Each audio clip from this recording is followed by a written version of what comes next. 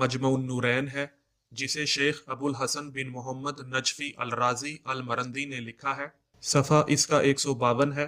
اس کتاب میں ابن شہر آشوب کی کتاب مناقب آل ابی طالب کا حوالہ دیتے ہوئے کتاب اخبار الخلفاء سے حدود فتق بزبان امام موسیٰ کاظم علیہ الصلوۃ والسلام بیان کی گئی ہیں۔ اس میں لکھا ہے کہ ہارون رشید بلکہ ہارون یزید نے امام موسیٰ کاظم علیہ الصلوۃ والسلام سے بار بار اصرار کیا کہ آپ فتق لے لیجئے، تو امام علیہ الصلوۃ والسلام اسے انکار کر دیتے تھے۔ جب ہارون رشید نے اصرار زیادہ کیا تو امام موسیٰ کاظم علیہ الصلوۃ والسلام نے فرمایا کہ میں فتق کو اس کی پوری حدود کے بغیر نہیں لوں گا۔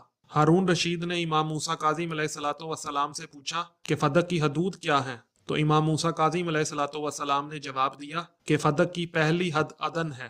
تو ہارون کا چہرہ بگڑ گیا اور امام موسیٰ کاظم علیہ الصلوۃ والسلام سے پوچھا کہ فتق